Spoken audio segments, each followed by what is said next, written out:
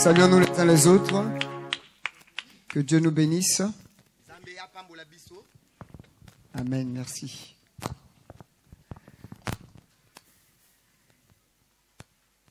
Nous poursuivons donc nos moments de prière. Et cette semaine, comme on a dit, nous sommes en train de parler de l'armure du chrétien combattant. Et le sous-thème d'aujourd'hui, c'est donc le casque du salut.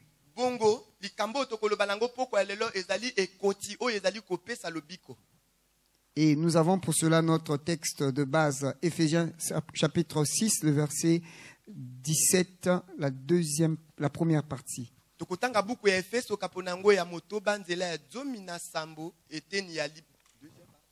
Première partie, j'ai dit. Donc, Éphésiens 6, 17a. Donc, je vais lire. Prenez aussi le casque du salut. Et bon, donc, on s'arrête là. Prenez aussi le casque du salut. Donc, c'est notre 5e arme. Nous avons vu la vérité. Nous avons vu la justice. Nous avons vu le zèle que donne l'évangile de paix. Hier, nous avons parlé donc du bouclier de la foi. Aujourd'hui, nous voulons parler du casque du salut. Alors, brièvement, j'aimerais d'abord nous rafraîchir la mémoire sur ce qu'on appelle par le salut. Bien entendu, ici, l'apôtre est en train d'écrire aux chrétiens qui sont à l'église d'Éphèse. C'est-à-dire des gens qui ont déjà reçu le Seigneur Jésus-Christ comme leur Seigneur et Sauveur personnel. Du reste, l'église d'Éphèse est parmi les grandes églises de l'époque.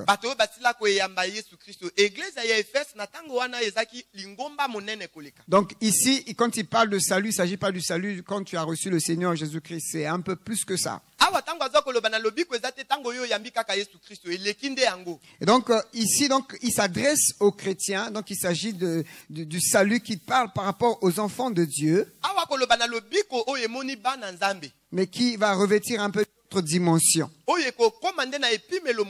Alors déjà, en grec, le mot salut, c'est le mot soterios, ça veut dire quelque chose qui sauve, quelque chose qui apporte la délivrance.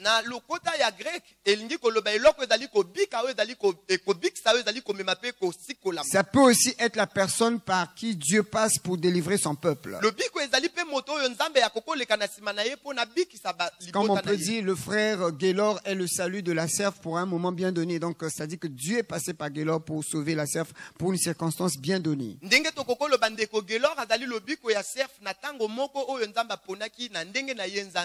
Donc, c'est le salut, donc c'est quelque chose, comme je disais, qui nous délivre, qui nous sauve, par qui Dieu peut passer. Ça peut être une personne pour nous délivrer.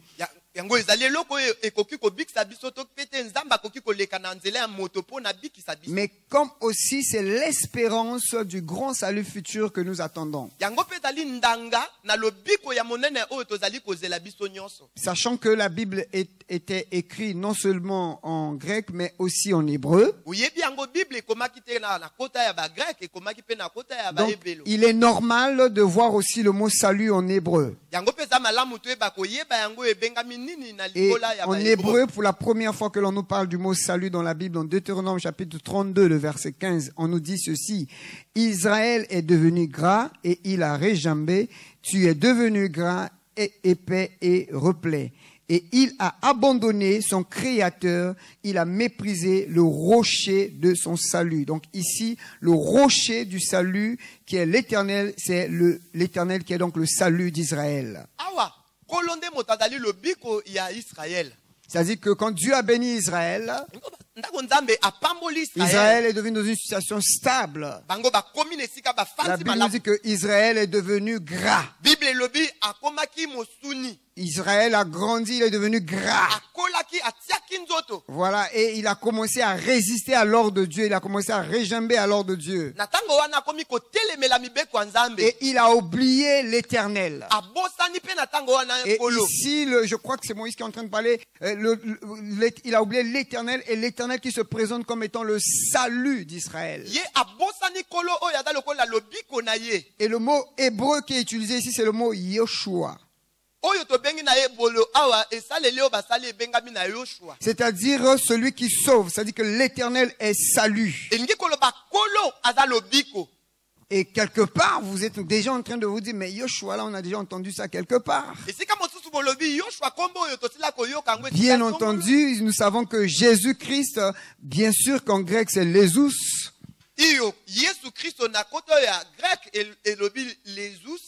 Et en langue hébraïque, ça tire la racine du mot Josué, c'est-à-dire que le même mot salut qui est Yoshua. Donc Jésus c'est égal à salut. Par rapport au mot que nous voyons à l'origine, donc Jésus-Christ puise son origine par rapport au mot Josué, qui est de la même racine que Yoshua, qui est le salut que nous avons vu.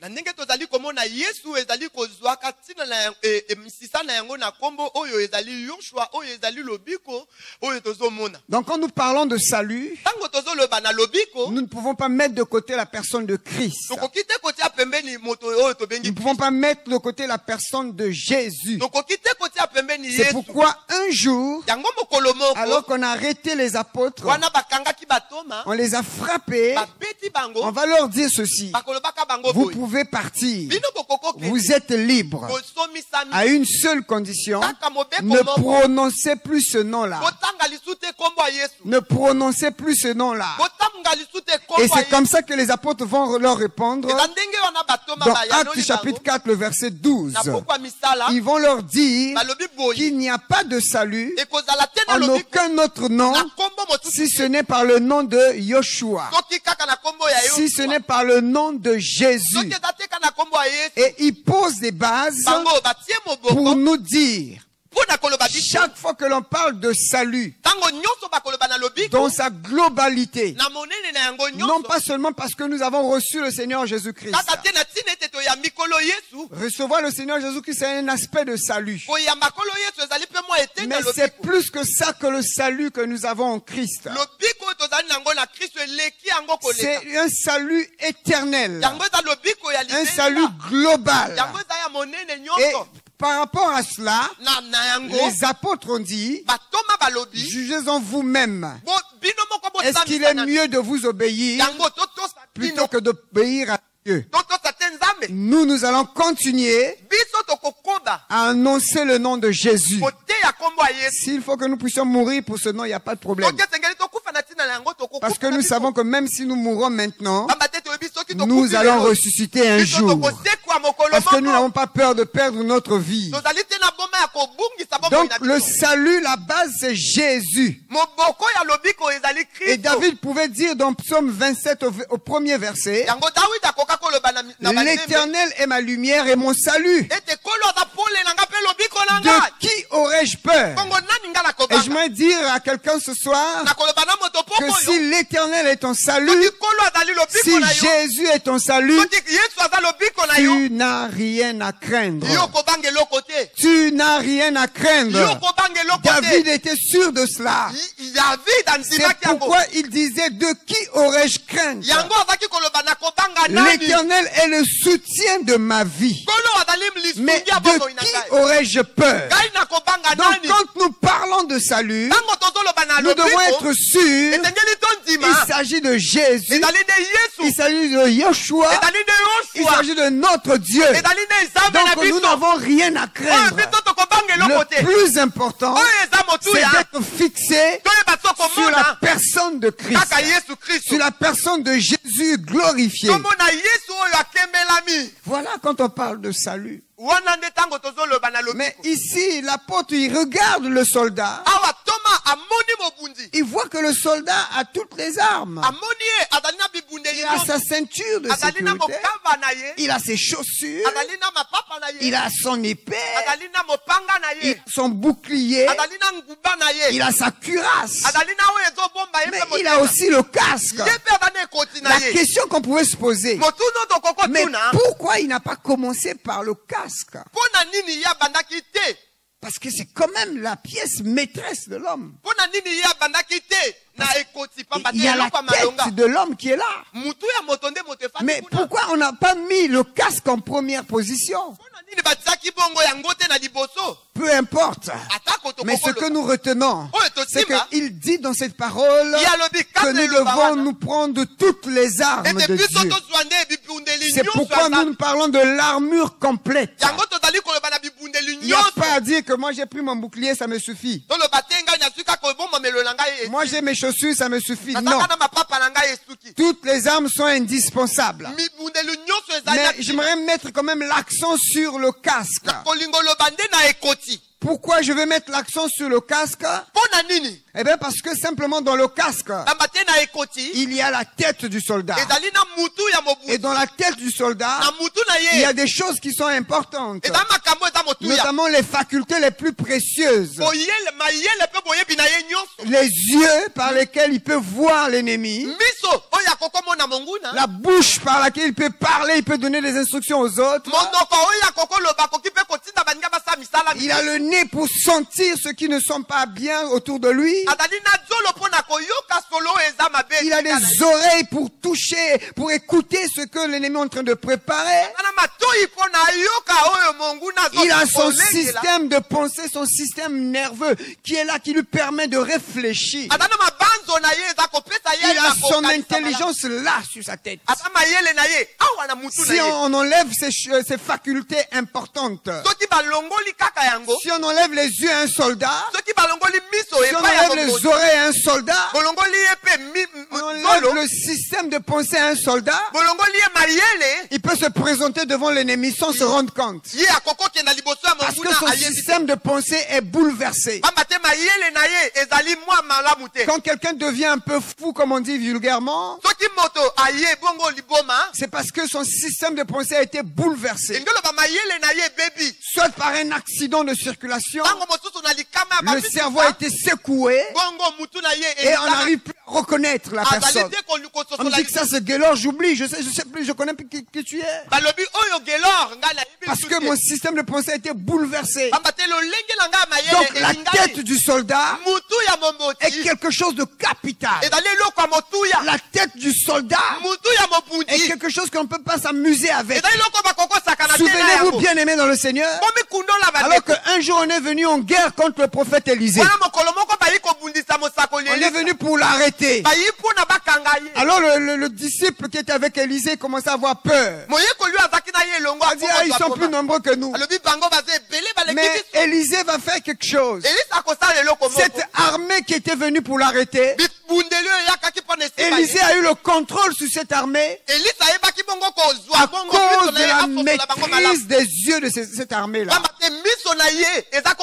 Il a demandé à ce que cette armée devienne aveugle.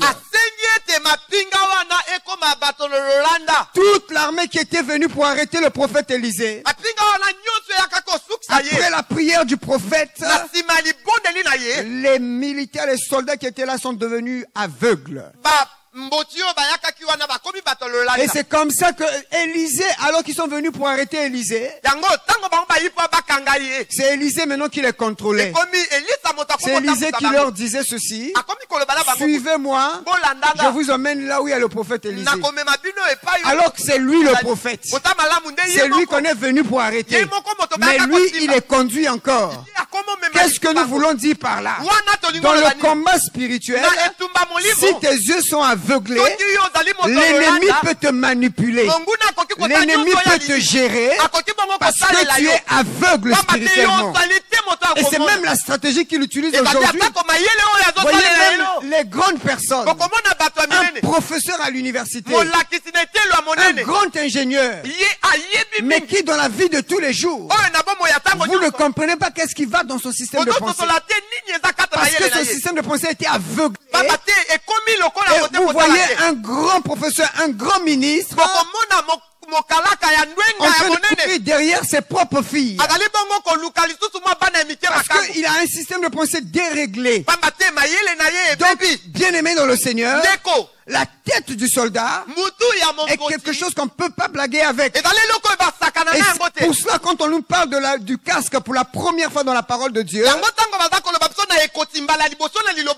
quand vous lisez les Saintes Écritures, pour la première fois qu'on parle de casque, dans 1 Samuel chapitre 17, le verset 5 et le verset 32, je pense, ça nous parle du combat entre David et Goliath.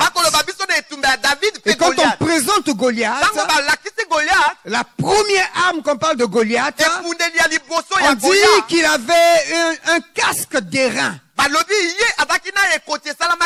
Et quand David aussi allait se battre avec Goliath, Saül prête son armure à David. Et la première arme parmi les armes que David avait portées de Saül, on dit que David aussi a porté un casque d'airain. C'est pour cela même quand David attaque Goliath, voyez, il va cibler la tête. Il va prendre sa lance, il va cibler la tête. Parce qu'il sait qu'en ciblant la tête, je vais couper la tête du soldat. Et je vais prendre sa tête. C'était la pratique d'époque, hein, de l'époque. Il pouvait se balader maintenant avec la tête pour dire que j'ai vaincu Goliath. C'est pourquoi on décapitait les héros. Dès qu'on décapitait, on savait que là on avait vaincu les héros. Donc David avait cette arme-là, il avait revêtu ce casque de rein comme Goliath. Parce qu'il savait que la tête du soldat était importante. Et bien aimé dans le Seigneur, combattant chrétien, j'aimerais nous dire ce soir, notre tête, elle est importante. Alléluia. Amen. Ta tête est importante. Ne néglige pas ta tête. Ne néglige pas ton système de pensée. Ne néglige pas ce que tu vois. Ne néglige pas ce que tu entends. Discipline-toi. Un soldat de Christ devrait se discipliner. Un soldat de Christ ne doit pas voir pour le plaisir de voir. N'oublions pas que notre ennemi est stratégique.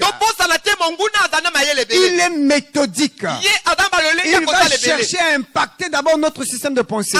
Vous voyez, quand Jésus est venu, par rapport au péché, quand il a restauré l'ordre des choses, il a dit, il vous a été dit que tu ne commettras pas de péché.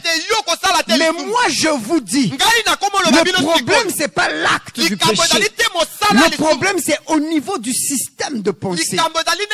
Il dit, si quelqu'un voit un homme ou voit une femme dans le but de coucher avec cet homme, eh ben moi je dis que cet homme a déjà péché. Donc c'est pas l'acte qui m'intéresse. Ce qui m'intéresse c'est ce que les gens pensent en eux-mêmes. Donc bien aimé dans le Seigneur, tel que nous sommes là, nous devons faire un effort en tant que soldats de veiller sur notre tête, de veiller sur le système que nous avons. Comment est-ce que notre système fonctionne? Et c'est pour cela, l'apôtre Paul, quand il a regardé le soldat, il a vu que l'homme a eu l'intelligence de faire le casque pour protéger cette tête. Parce que c'est la tête qui coordonne. C'est la tête qui a le système de cerveau, le système nerveux qui contrôle toute chose. Alors l'homme a eu cette intelligence de protéger la tête. Et vous voyez même aujourd'hui, quand nos bien-aimés conduisent les Jakarta, on leur exige le port du casque. Parce qu'on sait que le pied peut se fracasser, la main peut se fracasser, mais quand la tête est fracassée, alors c'est difficile. C'est vraiment difficile de reconstituer. C'est pourquoi on leur exige le casque. Et c'est pour ça que bien aimé dans le Seigneur, dans un mouvement chrétien, nous devons aussi veiller sur la tête. C'est-à-dire ceux qui nous conduisent. Nous avons aussi la responsabilité de veiller sur eux. Si les approcher physiquement, nous avons la responsabilité de prier pour eux. Vous savez, l'évêque, je pense, il s'appelle l'évêque Dag Mills, je ne sais pas si l'évêque, on appelle l'évêque comme ça. L'évêque Dag, il disait ceci. Pasteur Dag, il disait que le problème des Africains, c'est pas qu'on n'a pas de bonnes églises. C'est un problème de leader. Nous n'avons pas de bons leaders. Des leaders qui ne lisent pas. Des leaders qui n'écoutent pas. Des leaders qui ne rentrent pas en profondeur. Et c'est difficile. Si vous êtes leader, vous êtes responsable. Vous ne priez pas assez. Vous n'écoutez pas assez les autres. Vous ne lisez pas assez les autres. C'est difficile d'aller de l'avant.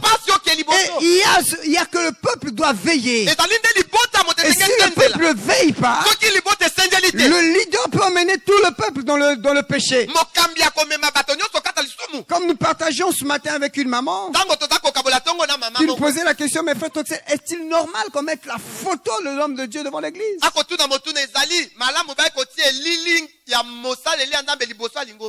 Toi-même tu connais la réponse, c'est pas normal. Tu n'as pas besoin de te développer ça, c'est pas normal. C'est ce que la Bible dit, il ne faut pas faire des images taillées. Aujourd'hui, les gens font des images. Vous voyez comment est-ce que les députés en font? Mais aujourd'hui, à la limite, on a des députés chrétiens partout. Quand ils font leur séminaire, c'est des députations. Donc, vous voyez, il y en a qui est balèze, il y a les autres qui sont petits. Mais parce que l'église ne veille pas. Le culte de personnalité. On vient pas ici pour adorer un homme. On vient pour adorer celui qui nous a sauvés. Donc on doit veiller sur les leaders. Si nous ne veillons pas sur les leaders, nous allons droit contre le mur. Parce qu'ils sont la tête. C'est eux qui conduisent tout le temps. C'est eux qui conduisent toute la locomotive. Donc la tête du soldat, les hommes ont eu cette intelligence de faire un casque en airain. Et le casque là, c'est pas pour dire que la tête ne recevra pas de choc. La tête recevra de choc. Mais puisqu'il y a le casque, le choc va être amoindri. C'est-à-dire que quand tu es dans ce casque-là, vous savez, quand je faisais un peu de recherche, j'ai vu que dans ce casque-là, on mettait encore on doublait un peu du cuir à l'intérieur du casque.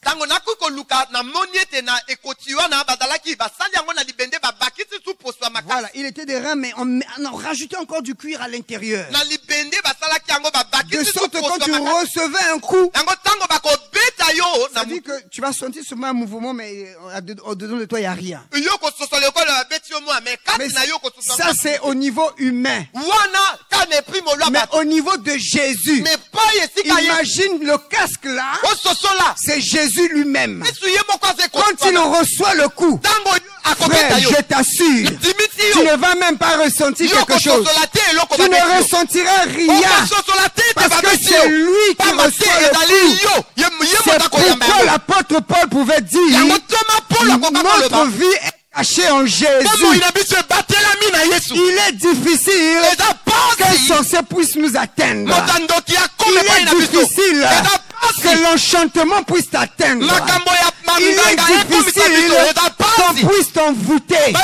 Parce que s'il faut t'envoûter, il faut qu'on attaque d'abord le casque. Il faut que le casque reçoive le coup. Alors comme nous savons que notre casque est parfait, notre casque n'a pas de défaut, et nous n'aurons rien à craindre. Mais le problème, c'est que l'apôtre Paul dit, recevez ce casque. Prenez ce casque. Portez-le sur vous. Le casque est disponible. Mais est-ce que tu le portes? Jésus est disponible. Le salut est disponible. La délivrance est disponible. Mais est-ce que nous portons cela? Il dit prenez. C'est pas à lui de nous faire porter. On n'a pas besoin de prier, dit Seigneur, donne-moi le casque. Non, c'est pas ce genre de prière. C'est que nous devons faire par la foi. Je porte le casque. foi, j'ai mon casque. Que ça vienne à gauche, que ça vienne à droite, je n'ai rien à craindre. L'Éternel est mon salut. Je marcherai avec assurance. C'est pourquoi Jésus pouvait dire, Dieu pouvait dire à Jérémie, ne crains rien. Ils te feront la guerre, mais ils ne te vaincront pas, parce que le casque est avec toi. Porte le casque. C'est ta responsabilité. Prenez le casque. Le casque n'a pas de problème. Jésus n'a pas de problème. Le problème, c'est toi et moi. Qu'est-ce que nous faisons pour porter ce casque? Comment faisons-nous pour porter ce casque? Même Dieu lui-même. Dans Ésaïe chapitre 59, le verset 17. Alors que le peuple se plaint. Ils disent, non, le prophète est en train de parler au peuple. Il dit, ah non, la main de l'Éternel n'est pas trop courte pour sauver ni pour agir. Ce sont vos péchés qui mettent une séparation entre vous et moi. Personne ne se préoccupe maintenant du chemin de Dieu. Tout le monde a oublié le chemin de Dieu. Vous avez oublié mes voix. Vous n'écoutez plus ma voix. Chacun fait comme il veut. Et le prophète va dire, sachez-le que ce grand Dieu va venir. Vous savez, les prophètes, quand ils prophétisent, il y a toujours deux accomplissements. Il y a l'accomplissement au moment où ils sont en train de prophétiser, et il y a l'accomplissement dans le temps à venir. Le prophète ici, il est en train de voir non seulement ce qui se passait en Israël, mais également ce qui se passe maintenant. L'humanité a abandonné Dieu. L'humanité a abandonné le maître. L'humanité a abandonné son créateur. Ils inventent toutes sortes de lois.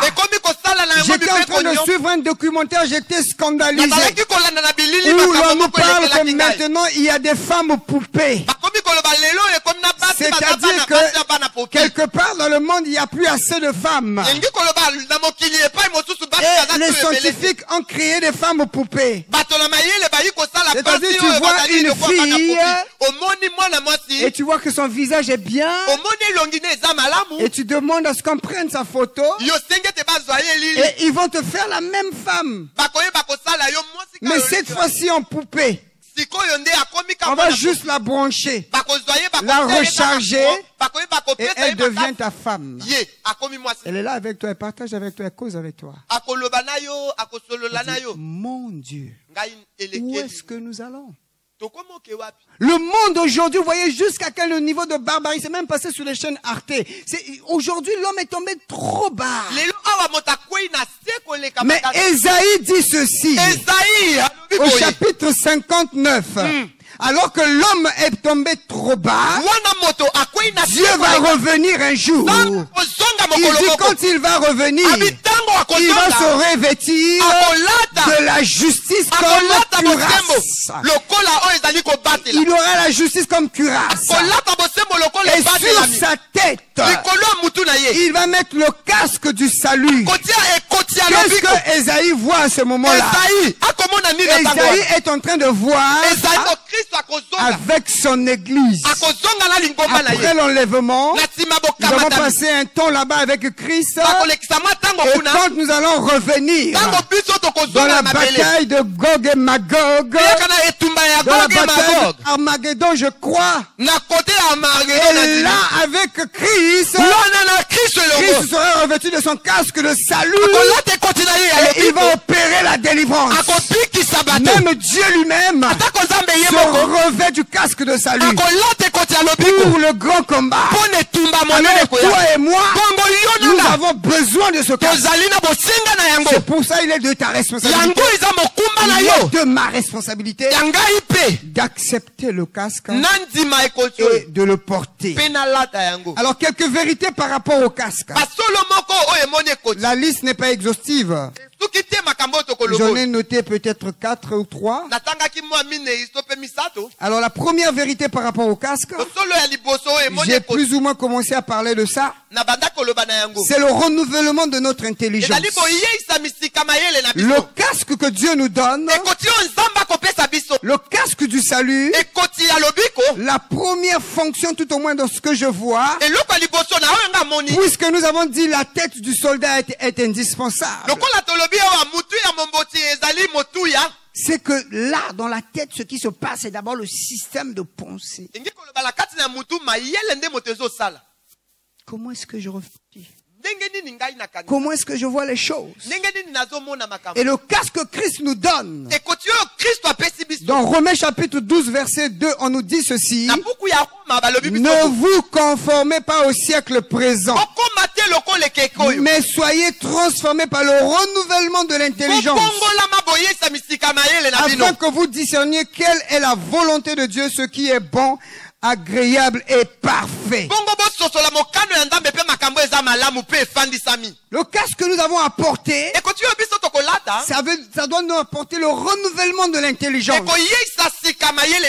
Dans le monde dans lequel nous vivons, il y a une façon de penser. Dans notre maison, il y a une manière de penser. Dans nos coutumes, il y a des manières de penser. Même dans là où nous travaillons, il y a un système de pensée. Et le Seigneur pouvait dire à Esaïe, il faudrait dire à ce peuple que leurs pensées ne sont pas mes pensées. Et Dieu nous dit ce soir, ces pensées ne sont pas nos pensées. Nous ne pouvons aller au combat avec nos pensées charnelles, avec nos pensées humaines. Nous devons être renouvelés.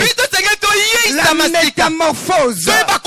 Il faut que notre système de pensée soit d'abord restauré. Quand je porte le casque de Dieu, ça me renouvelle le système de pensée. Ça change ma façon de voir les choses. Si j'étais préoccupé à penser à adultère, je ne penserais plus adultère. Si j'étais habitué à penser vol, je ne penserais plus le vol. Mais qu'est-ce que cela veut dire? Que si j'ai le casque, je dois veiller sur mes pensées. L'apôtre Paul disait aux chrétiens qui sont à Philippe, dans Philippiens chapitre 4, le verset 8, il dit, mes frères, que tout ce qui est vrai, tout ce qui est honorable, tout ce qui est juste, tout ce qui est pur, tout ce qui est aimable, tout ce qui mérite l'approbation, ce qui est vertueux et digne de louange, soit l'objet de vos pensées. En tant que combattants de Christ, nous devons nourrir nos pensées par des choses qui méritent le respect. Si je sais que je suis soldat de Christ, je dois veiller sur moi-même. Qu'est-ce que je suis en train de penser à ce moment-là? Est-ce que mes pensées sont-elles louables? Voyez, un jour Jésus était invité dans une maison. Il y a une femme pécheresse qui est venue. Elle a commencé à pleurer. Elle a pleuré sur les pieds de Jésus. Ensuite, elle a pris ses cheveux.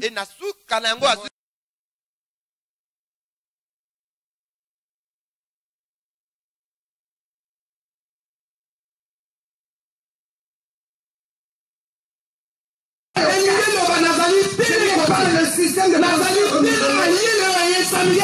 dans le Seigneur. On renvoie à notre façon de marcher. Nous avons le casque.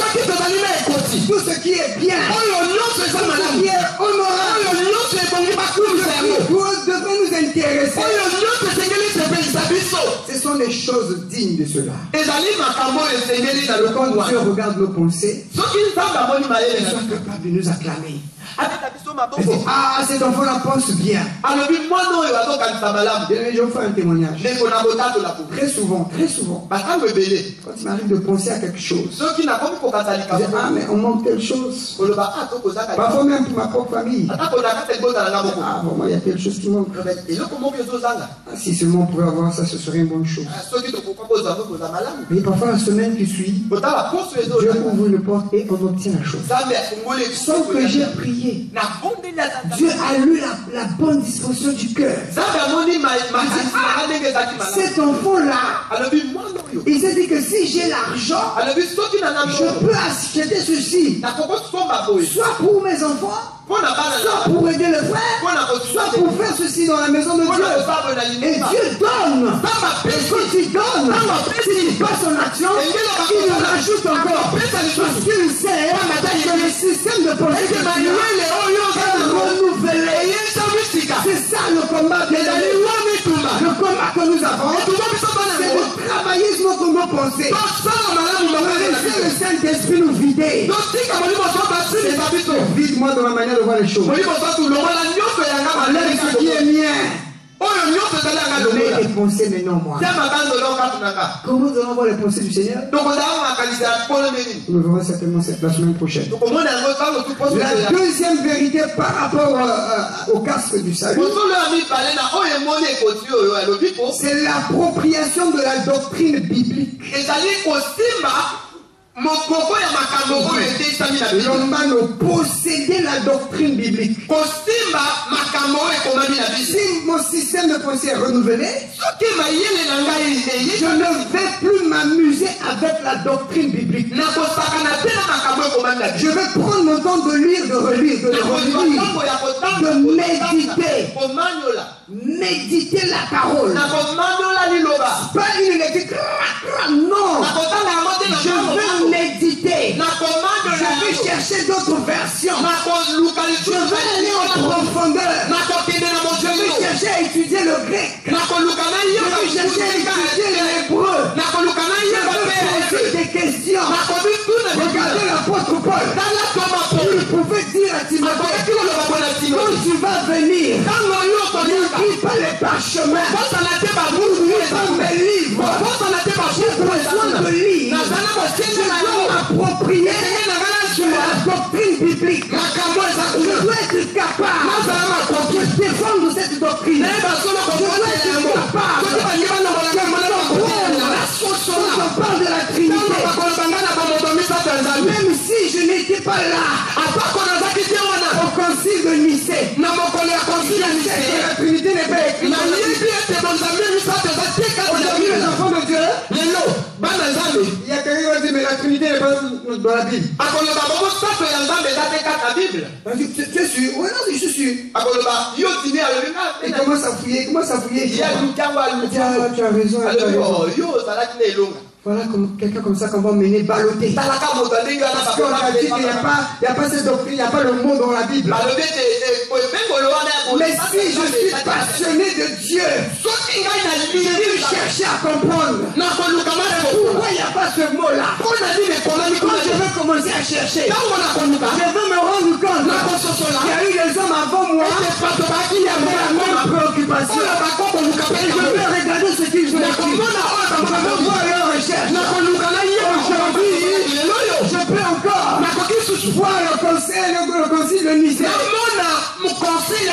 Je veux comprendre qu'est-ce qui s'est passé. On parle de la doctrine de Christ. Je vais aller en profondeur. Je vais chercher. Je vais fouiller. On me parle de délivrance. Je vais lire. Je vais méditer. Je vais m'approprier. Le casque du salut. Je m'approprie de la doctrine de Dieu. Je m'approprie de la doctrine de Dieu. Je comprends le péché. Je comprends le salut de la grâce. Je comprends la rédemption. Je comprends l'enlèvement de l'église. Je comprends le livre d'Apocalypse. Je lis, je relis. Pourquoi? Parce que je dois quelqu'un comme ça qu'on va mener balloter. Parce qu'on a dit qu'il n'y a pas cette doctrine, il n'y a pas le mot dans la Bible. Mais si je suis passionné de Dieu, je vais chercher à comprendre. Pourquoi il n'y a pas ce mot-là? Quand je veux commencer à chercher, je veux me rendre compte qu'il y a eu des hommes avant moi qui avaient la même préoccupation. Et je veux regarder ce qu'ils ont écrit. Je veux voir leurs recherches. Aujourd'hui, je peux encore voir le concile de Nicée. Je veux comprendre qu'est-ce qui se passe. On me parle de la doctrine de Christ. Je vais aller en profondeur. Je veux comprendre. Je veux chercher. Je veux fouiller. On me parle de délivrance. Je veux lire. Je veux méditer. Je veux m'approprier le casque du salut. Je m'approprie de la doctrine chrétienne.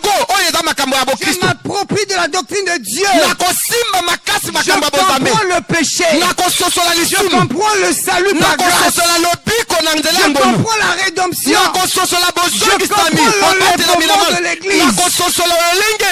Je comprends le livre d'Apocalypse de Daniel. Je lis, je relis, je lis, je relis. Pourquoi? Parce que je dois m'approprier. Vous savez, quand quelqu'un est vraiment stable dans la doctrine, même si tu fais le miracle, no bouging, il est là, assis bien en place. Tu as beau cracher le feu, il sait que dans la Bible il est dit que le faux prophète fera des miracles. Mais aujourd'hui, on vous dit ceci, prenez le bidon d'huile, buvez ce bidon-là chaque matin. Tu bois. Après tu confesses. Oh non, oui. Dieu va agir. Dieu va agir comment? Parce qu'on t'a dit le combat spirituel, c'est boire le je sais pas. Oh, prenez le sang de Jésus. Buvez le sang de Jésus. Ah, je bois le sang. Ah, frère. Tu as lu ça? Est-ce que tu as lu ça? Tu vas au guerre, au nom de Jésus, je chasse les démons. Les démons, attendez, voici le sang de Jésus. Je vous verse le sang de Jésus. Pouah, les démons, sortez. Est-ce que Christ a dit le faire comme ça? Il faut que je m'approprie de la doctrine. Aujourd'hui, vous laissez un enfant de Dieu de l'église dite de réveil devant entre griffes les frères de message, devant entre griffes les frères de témoins de Jéhovah. Vous voyez qu'il est désaxé. Il commence à dire, oui, mon pasteur a dit. Là, ton pasteur n'est pas là. Hein? Ton église n'est pas là. Tu es là. Il faut que tu te défendes.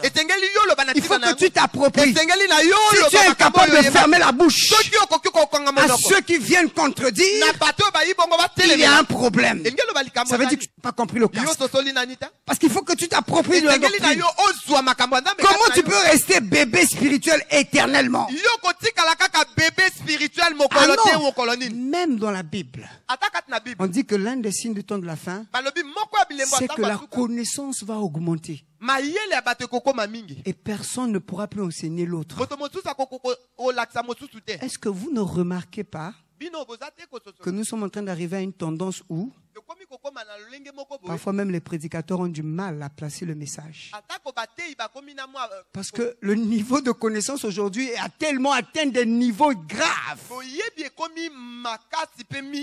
Tu dis un mot, les gens te regardent, tu parles, les gens te regardent. Qu'est-ce que tu dis? Tu parles, ils savent que tu vas dire ça, tu vas dire ça, tu vas dire ça. Si tu veux dire, ah, Jésus est bon, bien aimé. Ah oui, il est bon. Ah, Jésus est bon, ils vont dire, oui, il est bon. Après, quand tu n'as rien à dire, ils te regardent, mais non. Elle dit, bien aimé, je ne vous sens pas.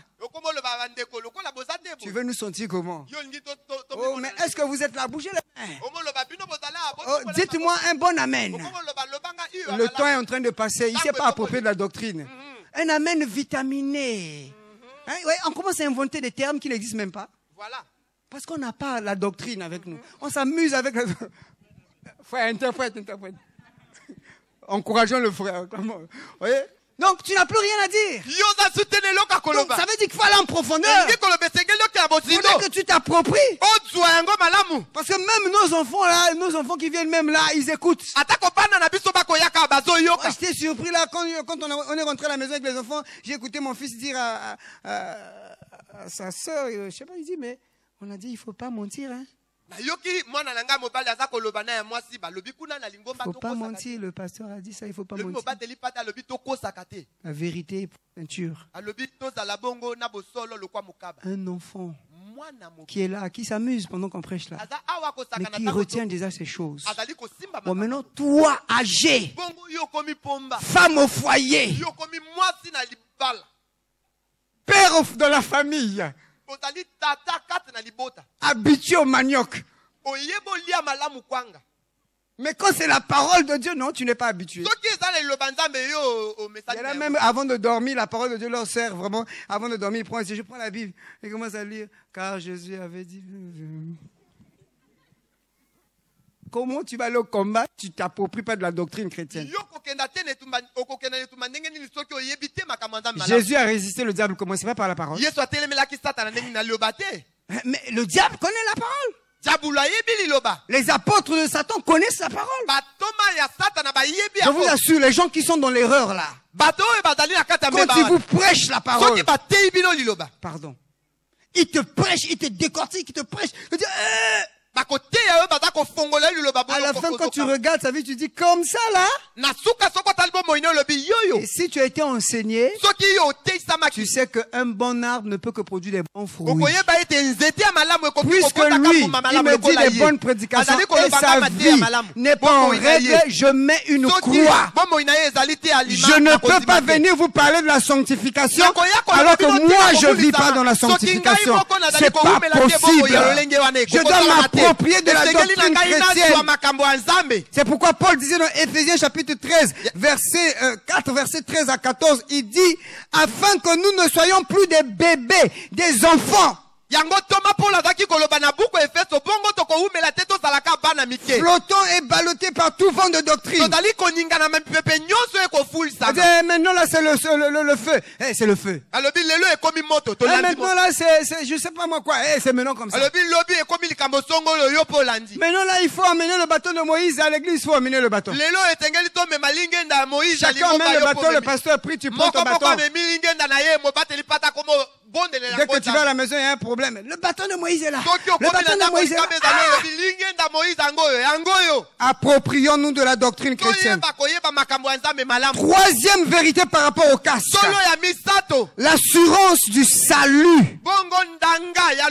On nous dit que le casque était fait par un métal en airain. En airain, en fer, bien fait.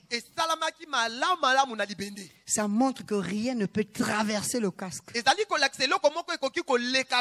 vient là, ça donne bon, ça repart. Ça ne peut pas traverser. Ça montre l'assurance.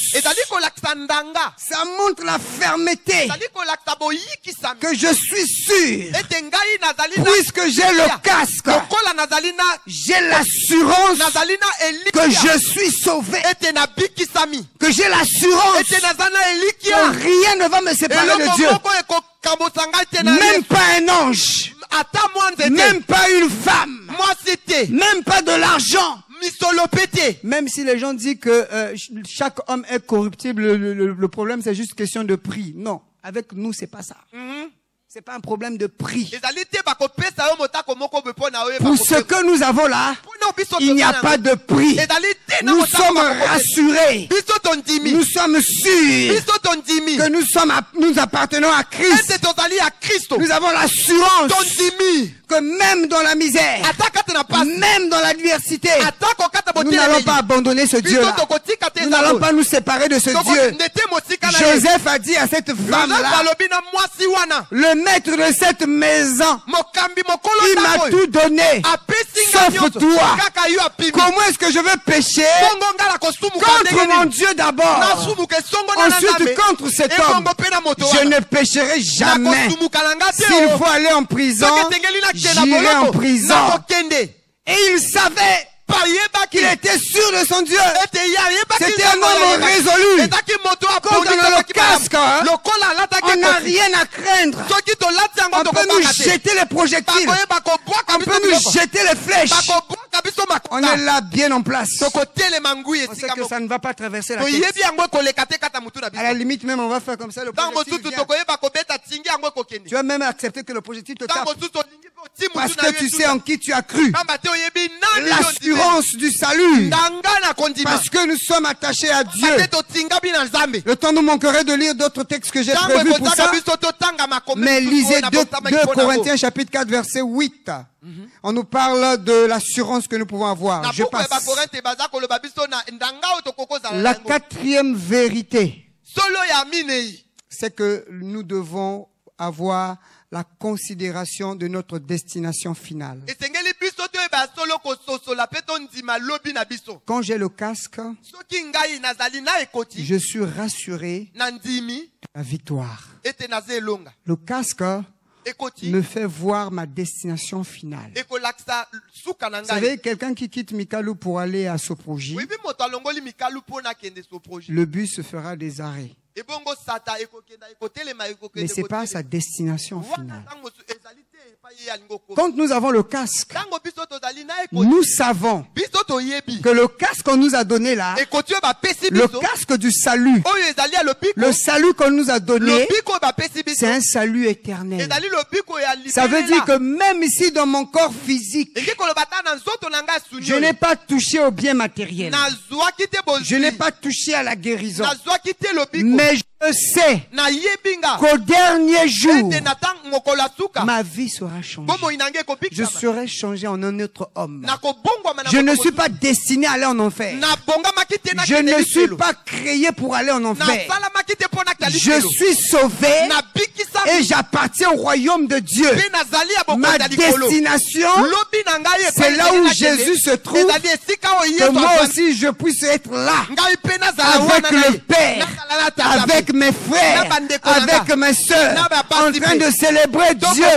Ma destination finale, c'est l'acquisition du salut. Quand j'ai ce casque-là, je réalise ma destination finale. Quelles que soient les difficultés que je peux avoir, je peux avoir des problèmes temporaires, je peux avoir quelques blocages, mais le casque qui est en moi me rassure, me dit que tu vas vaincre, que tu auras la victoire, même pas dans ce monde, dans le monde à venir. Tu es déjà vainqueur, tu es plus que vainqueur, tu n'as rien à craindre, parce que l'Éternel est ton salut. Notre destination finale, mieux vaut la fin d'une chose plutôt que son commencement. On est sorti de chasser les démons sur cette terre si à la fin on n'est pas enlevé. Chasser les démons, c'est normal, ça fait partie des accessoires des enfants de Dieu. C'est pas un privilège. Jésus disait le plus important, c'est que réjouissez-vous de ce que vos noms sont inscrits dans le livre de vie. Je peux avoir les biens dans ce monde. Je peux avoir des maisons, les véhicules, tout ça. J'ai de l'argent, je suis marié, c'est bien. J'ai des enfants, tout ça c'est bien. Mais la fin de ma vie, où passerai-je mon éternité? Quand je porte le casque, je sais que mon éternité là-bas. C'est pourquoi je vous disais la dernière fois qu'un véritable soldat ne peut jamais déserter le front. Tous ceux qui désertent le front là, ils ne sont pas des véritables soldats. Un véritable soldat reste au front. Il mourra là. S'il faut mourir, il mourra là. Mais il sait qu'il a été formé pour ça. C'est pourquoi les Américains, quand un soldat est tué au front, ils feront tout. Ils peuvent organiser toute une mission juste pour aller récupérer le corps. Et c'est ce que le Seigneur fait pour nous. Si nous mourons au champ de bataille, Dieu ne va jamais t'abandonner, bien-aimé dans le Seigneur. Lève-toi, bénissons le Seigneur. Nous allons maintenant commencer à prier pour ces choses. C'est vrai, l'ennemi du casque, j'ai pas eu le temps d'aborder cela. Mais l'ennemi du